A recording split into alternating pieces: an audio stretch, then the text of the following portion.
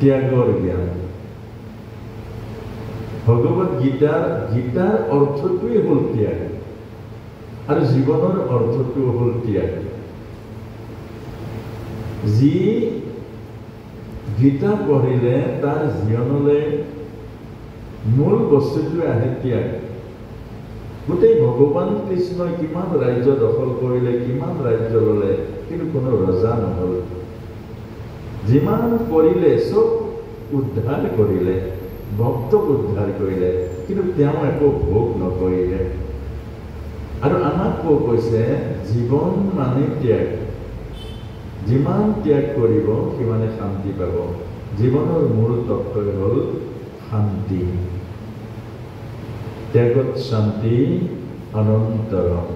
আৰু সেইকাৰণে ভগৱান কৃষ্ণই কৈছিলে যে 5খন গাঁও দিয়া, ইমানখিনি ত্যাগ কৰা, তুমি শান্তি পাবা, সমাজত শান্তি আহিব। কিন্তু দুৰ্যোধনে ত্যাগ কৰিব নোৱাৰিলে। আৰু ত্যাগ য'ত নাই তাতেই ধ্বংস আছে, ত্যাগ য'ত নাই তাতেই কষ্ট আছে, ত্যাগ য'ত নাই তাতেই দুখ আছে। সেইকাৰণে গীতাৰ মূল মন্ত্ৰ হ'ল ত্যাগ। শ্ৰীমদ ভগৱত গীতাৰ 700 শ্লোক, ভগৱত গীতাৰ 700 শ্লোক। আৰু তাৰ প্ৰথম শ্লোকটো প্ৰশ্নবোধক, মানে প্ৰশ্নসূচক। ধৃতৰাষ্ট্ৰই কৈছে, ধৃতৰাষ্ট্ৰৰ অৰ্থ হ'ল এজন অন্ধ। অন্ধ মানে চকু নথকা অন্ধৰ কথা কোৱা নাই। অন্ধ মানে হ'ল প্ৰজ্ঞাহীন। প্ৰজ্ঞাহীন অৰ্থ দেহটো জানে, দেহটো দেখে, আত্মা নাজানে, আত্মা নেদেখে। এইটোৱে অন্ধ। আমি আজিৰ সমাজত যিসকল মানুহ, দুটা ভাগৱত বিভক্ত। আধ্যাত্মিক মানুহ মানে হ'ল প্ৰজ্ঞাৱান, জ্ঞান চক্ষু আছে। তেওঁলোকে আত্মাৰ হৈ চিন্তা কৰে, তেওঁলোক আত্মাৰ মাজেৰে বিচাৰ কৰে, তেওঁলোকে আত্মা তৃপ্তিৰ কাম কৰে। য'ত আত্মাই কষ্ট পায়, য'ত আত্মাই দুখ পায়, য'ত আত্মাৰ কল্যাণ নাই, আত্মাৰ য'ত অকল্যাণ আছে, সেই কাম কেতিয়াও নকৰে। এইজনক জ্ঞানী মানুহ বুলি কৈছে, প্ৰজ্ঞাৱান, এইজন জ্ঞানী মানুহ।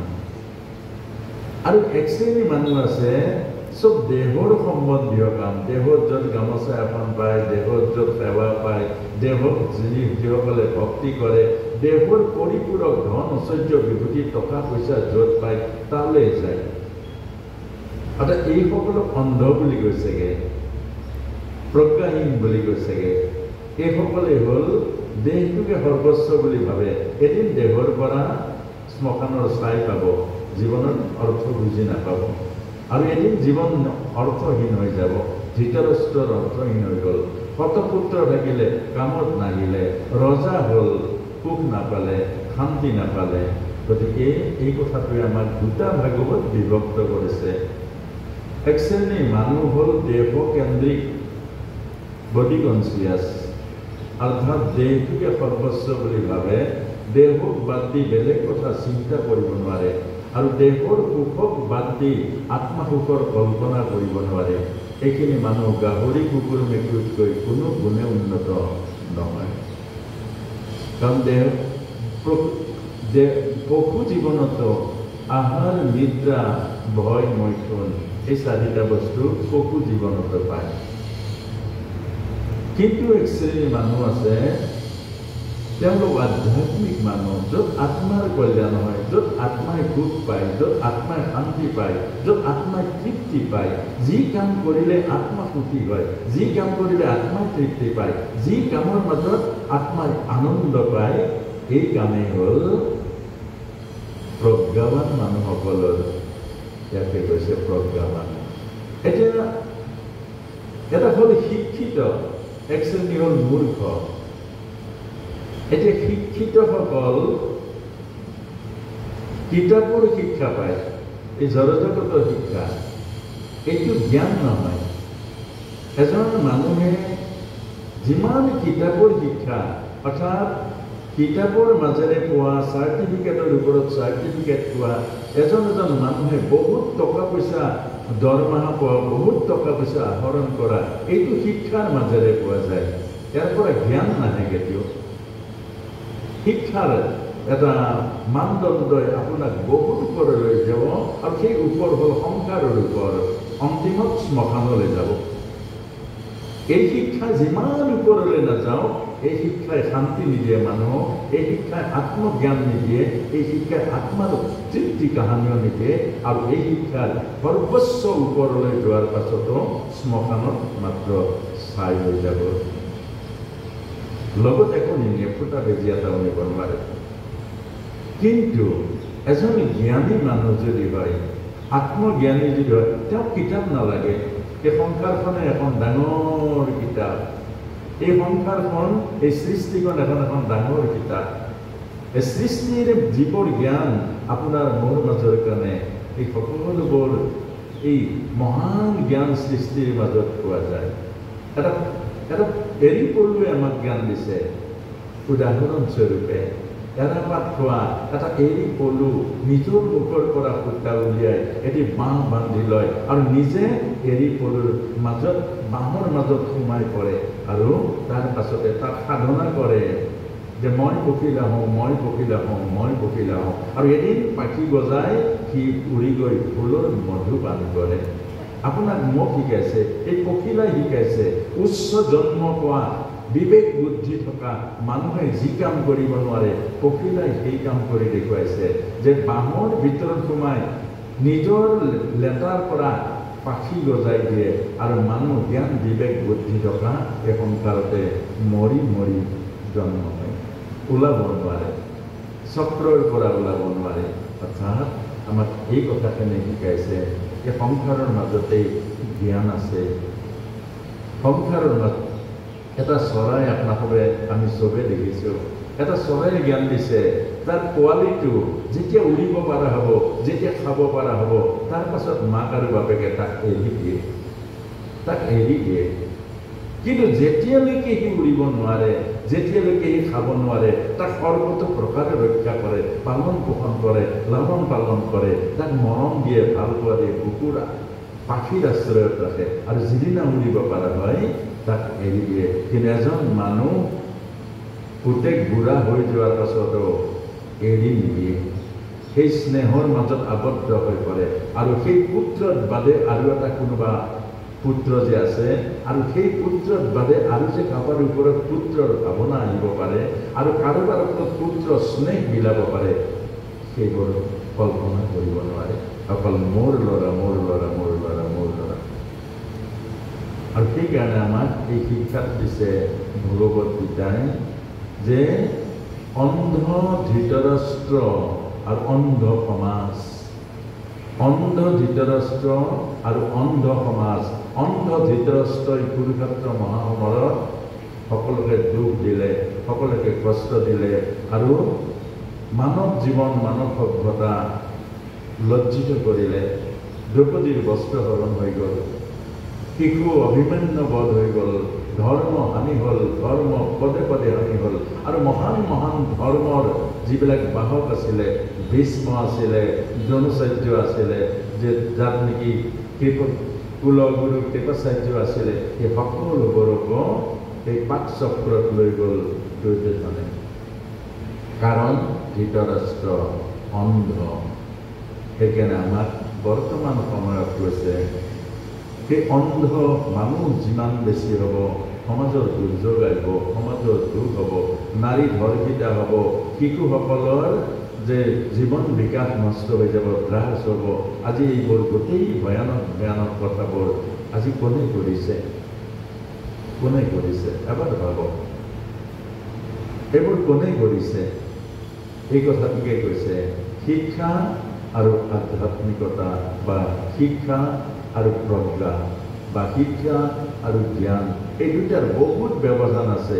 আৰু এই ব্যৱধানটো যিদিনা বুজি পাব, এই ব্যৱধানটো যিদিনা অনুভৱ কৰিব, সিদিনা সমাজত নতুন পৰিৱৰ্তন আহিব। আৰু সেই কথাটোৱে শ্ৰীমদ ভগৱত গীতাৰ এটা প্ৰথম শ্লোকটো, ধৰ্ম ক্ষেত্ৰে কুৰু ক্ষেত্ৰে সমবেতা যদিচ্ছাবা মামকা পাণ্ডৱচ্চৈব কিম কুৰ্বত সঞ্জয়। অৰ্থাৎ এজন ধৃতৰাষ্ট্ৰ অৰ্থাৎ এজন প্ৰজ্ঞাহীন মানুহৰ স্বভাৱটোৱে তেনেকুৱা। মোৰ ল'ৰা আৰু মোৰ কি হ'ব? মোৰ ল'ৰা আৰু মোৰ কি হ'ব? বিজয় হ'ব লাগিব। মোৰ ল'ৰা আৰু মোৰ বা বেলেগ বেলেগ নাই, মোৰ হ'ব লাগিব। যদি ঘৰত 5টা চাকৰি আছে আৰু এটা ওলাল, মোৰ বোৱাৰীজনী পাব লাগিব, বেলেগ পাব নোৱাৰে, মোৰ হ'ব লাগিব। এইটো ধৃতৰাষ্ট্ৰ। আৰু ধৃতৰাষ্ট্ৰৰ পুত্ৰ দুৰ্যোধন। দুৰ্যোধন কেনেকুৱা? অন্যেষ বহবহ সুৰা মদৰ্থ ত্যক্ত জীবিতাঃ নানা শাস্ত্ৰ প্ৰহাৰেণ সৰ্বযুদ্ধ বিশাৰদঃ। হে গুৰুদেৱ, গুৰুক সেৱা কৰিব লাগে, গুৰুক প্ৰণাম কৰিব লাগে, প্ৰথম গুৰুক স্মৰণ কৰিব লাগে, গুৰুৰ আজ্ঞা লাগে, গুৰুৰ কৃপা লাগে। কিন্তু সেই গুৰুক তেওঁ কেনেকৈ প্ৰৰোচিত কৰিছে? হে গুৰুদেৱ, আপুনি ভয় নকৰিব, এই যে সৈন্য বাহিনী, বিশাল সৈন্য বাহিনী দেখিছে, মোৰ কাৰণে প্ৰাণ দিবৰ কাৰণে আহিছে। এইটো জানো গৌৰৱৰ কথা হয়? মোৰ কাৰণে মৰিব, মোৰ কাৰণে। আজিও আমাৰ সমাজত সেইটোৱে হৈছে। এজন এজন মহান মহান ক্ষমতা আহৰণ কৰিবৰ কাৰণে মানুহক ব্যৱহাৰ কৰিছে। আজি এজন এজন মানুহক আধ্যাত্মিকতাক ব্যৱহাৰ কৰিবৰ কাৰণে সমাজে সমাজে তৃণমূল পৰ্যায়ৰ গাঁৱে গাঁৱে আজি সমাজখনৰ আধ্যাত্মিক বিলাবলৈ কোনজন গৈছেগে? কিন্তু ইমান ডাঙৰ ডাঙৰ অনুষ্ঠান ক'ত য'ত নেকি কোটি কোটি টকাৰ বেপাৰ হৈছে, সেইবিলাক কৰিবৰ কাৰণে কৰিছে। কিন্তু এই আধ্যাত্মিক তৃণমূল পৰ্যায়ৰ মানুহবিলাকক আধ্যাত্মিকতা জাগৰণ কৰিবৰ কাৰণে কোন আহিছে? সেইটো দুৰ্যোধনে তেতিয়া সেই কথাটোকে কৈছে, মোৰ কাৰণে এইবোৰ মৰিবৰ কাৰণে আছে, মোৰ কাৰণে এই তেওঁলোক সৰ্বস্ব ত্যাগ কৰি আহিছে। সেইটো জানো গৌৰৱৰ কথা? মই আজি 10,000 মানুহ গোটাই দিলোঁ, তেওঁলোকে কি পাব? সেইটো ডাঙৰ কথা। ডাঙৰ কথা হ'ল আজিৰ মিটিংখনত 50,000 মানুহ গোট খালোঁ, হয় মই পাম, বাহ বাহ পাম, মই চব পাম, ৰাজনীতিক সহায় চব পাম। কিন্তু এই মানুহখিনিৰ কি হ'ব? প্ৰথম মানুহখিনিক লৈ যিজনে জীয়াই থাকে, এইটো হ'ল আধ্যাত্মিকতা। যি মানুহখিনিৰ মাজত নিজে জীয়াই থাকে, এইটোৱে হ'ল ভৌতিকতা। এই কথাটোৱে দুৰ্যোধনে কৈছে, অৰ্জুনে কৈছে, দৃষ্টৈমাং সজনং কৃষ্ণ যুজুৎসুং সমৱস্থিতং সীদন্তি মম গাত্রাণি মোহঞ্চ পরিশুষ্যতি বেপথস্য শরীরেণ রোমতি হর্ষ সদায়তে গান্ধিবং সংস্রতে হস্তাৎ তৎসৈব পরিত্যাজ্যতে। হে কৃষ্ণ, এই ইষ্ট মিত্ৰ বন্ধু বান্ধৱ এইবোৰ মানুহবোৰ নিৰ্দোষী মানুহ। এওঁলোক দুৰ্যোধনৰ প্ৰৰোচনাত পৰি এইবোৰ নিৰ্দোষী মানুহ। এই মানুহক যদি মই বধ কৰোঁ, এই মানুহৰ লগত যদি যুদ্ধ কৰোঁ, কিমান বিধৱা হ'ব। এওঁলোকৰ পত্নীসকল ঘৰত আছে, পুত্ৰসকল ঘৰত আছে, এওঁলোকৰ এটা জীৱন আছে, এওঁলোকৰ এখন সমাজ আছে, এওঁলোকৰ ভৱিষ্যত আছে। গতিকে মই যুদ্ধ কৰিব নোৱাৰোঁ। এজন মানুহৰ চিন্তা, সমাজৰ চিন্তা কৰাজন মানুহ আৰু ব্যক্তিৰ চিন্তা, নিজৰ চিন্তা কৰাজন অমানুহ। যি সমাজৰ চিন্তা কৰে, আনৰ চিন্তা কৰে, এজন গছে আনৰ চিন্তা কৰে, এজোপা গছে আনৰ চিন্তা কৰে। কলজোপাই এথোকা কল দি মৰি যায়। গছে ছাঁ দিয়ে, গছে ফল দিয়ে, গছে অক্সিজেন দিয়ে, গছে এঙাৰ গেছ খায়। মানৱ জাতিটোক, জীৱক উদ্ধাৰ কৰিবৰ কাৰণে, জীৱক সুখ দিবৰ কাৰণে, জীৱক জীয়াই ৰাখিবৰ কাৰণে সৃষ্টিত প্ৰতিটো জীৱই সেৱা কৰি আহিছে। কিন্তু দুৰ্যোধনে আৰু অৰ্জুনৰ মাজত কিমান পাৰ্থক্য। অৰ্জুনে কান্দিছে, এওঁলোকৰ ভৱিষ্যত কি হ'ব? এওঁলোকৰ ভৱিষ্যত জীৱন কি হ'ব? সমাজখন কি হ'ব? সমাজখন যদি নষ্ট হৈ যায়, সমাজখন যদি ধ্বংস হৈ যায়, সমাজখনৰ যদি ল'ৰা ছোৱালীবিলাক নষ্ট হৈ যায়, তেতিয়া মই অকলে থাকি কি লাভ হ'ব? এইটো অৰ্জুনৰ চিন্তা, এজন মানুহৰ চিন্তা। আৰু দুৰ্যোধন, এতিয়া মানুহটো দুইজন দেখা, দুৰ্যোধনৰ মানুহ, অৰ্জুনৰ মানুহ। কিন্তু গুণগত মানুহ, সেইটো এটা বৰ ডাঙৰ কথা। ভগৱত গীতাই কৈছে, মানুহ দেখা মানুহ দুইটা সমান মানুহ, কিন্তু গুণগত মানুহ অৰ্জুন আৰু অমানুষ দুৰ্যোধন। যি সমাজ ধ্বংস কৰে, যি সমাজক বেপাৰ কৰে, যি সমাজক নষ্ট কৰাৰ চিন্তা কৰে, যি সমাজৰ দায়বদ্ধ নহয়, এইজন হ'ল অমানুষ। আৰু যি সমাজৰ চিন্তা কৰে, সমাজখনৰ কথা ভাবে, সমাজখনক সুন্দৰ কৰিবৰ কাৰণে সমাজৰ মাজত সৃষ্টিৰ সৌন্দৰ্য দেখে, এই গোটেই সমাজখনৰ মাজত জীৱ জগতৰ মাজত ঈশ্বৰক দেখে, এইজন মানুহ। সেইকাৰণে মানুহৰ হৃদয়ত দয়া আছে, মানুহৰ কাৰণে কান্দে, মানুহে মানুহৰ বাবে, মানুহ হ'লেহে মানুহৰ বাবে।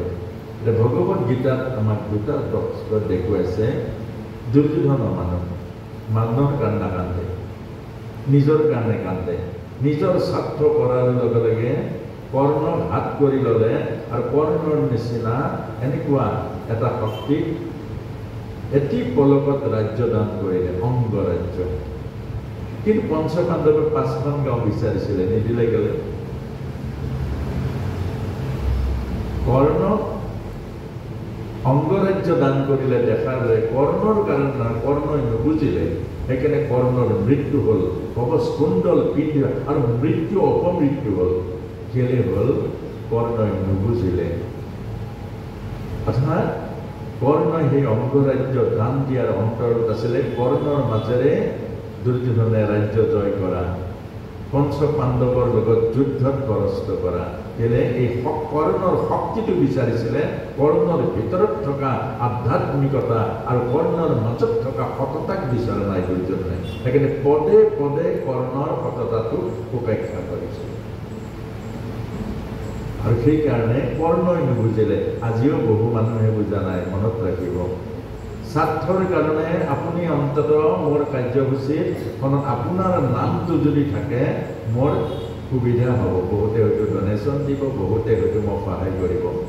এনেকৈ বহু মানুহক এতিয়া মহান যিসকলৰ দ্বাৰা সমাজৰ সেৱা হ'ব লাগিছিলে, যিসকলৰ সমাজৰ শুভচিন্তক হ'ব লাগিছিলে, কিন্তু তেওঁলোকৰ নাম শক্তি আৰু লৈ এটা কোনোবাই হয়তো তাক ব্যৱহাৰ কৰিছে। আৰু সেইটোৱে কৰ্ণক ব্যৱহাৰ কৰিলে আমাৰ সমাজক এইটোকে হৈছে জ্ঞান। আপুনি সহযোগ কৰক, যিটো সমাজৰ শুভচিন্তক, যিটো কাম সমাজৰ শুভ হ'ব, যিটো কাম সমাজখন উত্থান হ'ব, তেওঁ যদি আপোনাৰ শত্ৰু হয়, আপুনি তেওঁক সহযোগ কৰক। আৰু যিজন মানুহে সমাজৰ আধ্যাত্মিক জগাব নোৱাৰে, সমাজৰ শান্তিৰ কাৰণে কিবা নিজা স্বাৰ্থৰ কাৰণে আহিছে, আপুনি তাত বহুত সুবিধা পালেও, বহুত মৰম পালেও, তাত আপুনি বহুত মান সন্মান পালেও আপুনি নেযাব। এইটোৱে কৰ্ণক কৈছে ভগৱান কৃষ্ণৰ গীতা।